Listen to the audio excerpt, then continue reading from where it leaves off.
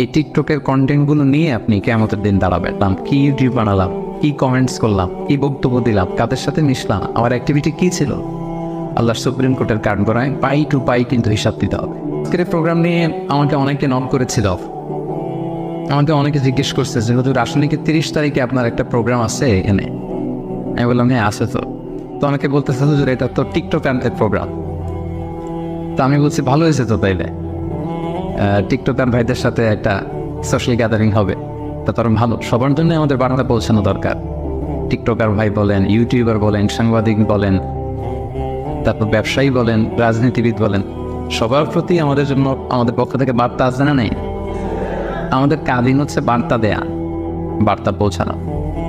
তো টিকটকার বললেই এটা আবার খুব নেগেটিভ সেন্সে নেওয়ার সুযোগ নেই। এটা একটা সোশ্যাল মিডিয়া প্ল্যাটফর্ম। আসলে কোনো প্ল্যাটফর্মকে আমরা কিভাবে ইউজ করি, দ্যাট ইজ দ্য কোশ্চেন। যেমন ধরুন যে ছুরি, নাইফ, যেটা ছুরি, এই একই ছুরি দিয়ে একজন ডাক্তার মানুষের প্যান্ট কেটে অপারেশন করে মানুষকে বাঁচায়, আবার একই ছুরি দিয়ে ডাকাত মানুষকে হত্যা করে, ঠিক কিনা? একই ছুরি ইউজ করে ডাকাত মানুষ মারে, একই ছুরি ইউজ করে ডাক্তার পেট কেটে অপারেশন করে মানুষ বাঁচায়। সো ছুরির কোনো দোষ নাই, দোষ হচ্ছে এই ছুরির ইউজার যিনি ব্যবহার করছে। এরকম সব কিছুর ক্ষেত্রে একটা পিস্তল, যারা ডাকাত গুন্ডা বদমাশ এই পিস্তল দিয়ে মানুষ মারে, সন্ত্রাসী করে, আবার এই পিস্তল দিয়ে আইন শৃঙ্খলা বাহিনীর লোকেরা তারা মানুষের নিরাপত্তা নিশ্চিত করে। সো এই যে আর্মস, এই পিস্তল, এই ছুরি, এটার কোনো দোষ নেই, এটার কোনো হাত পাও নেই। তো এটা আমরা আসলে কিভাবে ইউজ করি, এইটা হচ্ছে কোশ্চেন। সো আমরা টিকটক কিভাবে ইউজ করি, দ্যাট ইজ দ্য কোশ্চেন। এবং বিশ্বাসীদের একটা গুণাবলী হচ্ছে ওয়াল্লাযীনা হুম আনিল লাগবি মুরিদুন। বিশ্বাসীরা তারা সবসময় অনর্থক কাজ থেকে বিরত থাকে। সবসময় যে জিনিসে মানুষের কল্যাণ,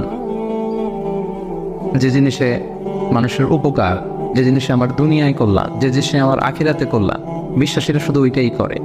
লাভ আছে যেখানে, বিশ্বাসী আছে সেখানে। তো শুধু দুনিয়ার লাভ থাকলেই চলবে না, আখিরাতে লাভ আছে কিনা সেটাও খুঁজতে হবে। সো প্রত্যেকটা জিনিসের একটা পজিটিভ নেগেটিভ দিক থাকে।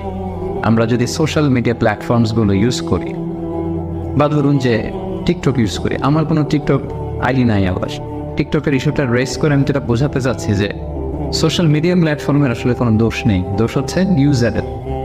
প্রত্যেকটা জিনিসের একটা পজিটিভ দিক থাকে, একটা নেগেটিভ দিক থাকে।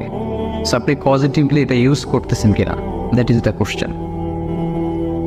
এবং সেটা অ্যাজ এ বিলিভার আমাদেরকে কিন্তু নিজের সাথে নিজের একটা বোঝাপড়া লাগবে যে আমি আসলে টিকটকে কি আপলোড দিচ্ছি, হোয়াট ইজ দ্য কন্টেন্ট।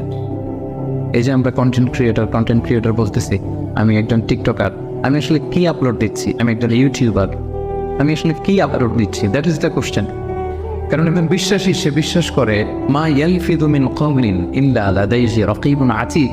একজন বিশ্বাসী সে যাই বলে, যাই করে, এটা আল্লাহ তাআলা কিরামান কাতিবিন ফেরেশতার মাধ্যমে রেকর্ড করিয়ে রাখে।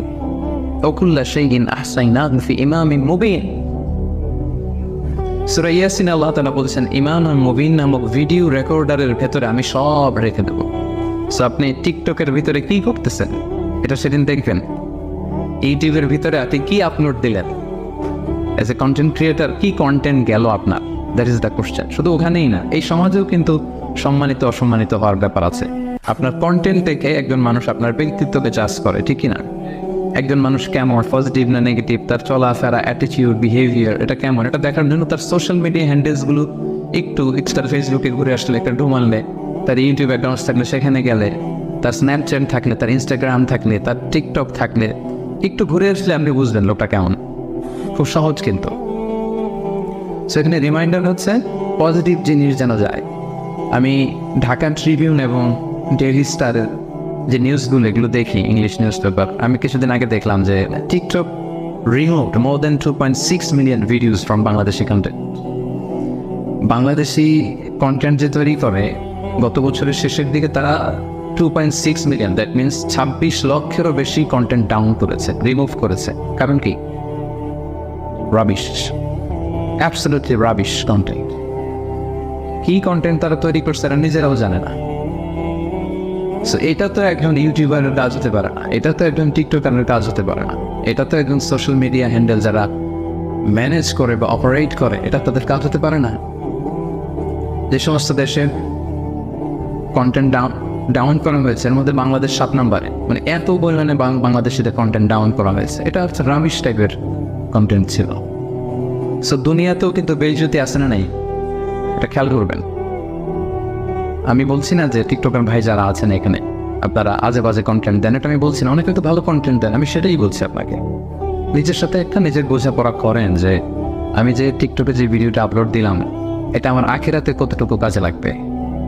এই টিকটকের কন্টেন্টগুলো নিয়ে আপনি কিয়ামতের দিন দাঁড়াবেন, ইউটিউবের ভিডিওসগুলো নিয়ে আপনি কিয়ামতের দিন আল্লাহর সামনে দাঁড়াবেন, এবং আপনার কাছে একটা ডিজিটাল আপনার এন্ড্রোস করা একটা আমলনামা দেয়া হবে, এবং দেখে আপনি বলবেন মা লি হাযাল কিতাবি লা ইউগাদিরু সাগীরাতান ওয়ালা কাবীরাতান ইল্লা আহসাহা।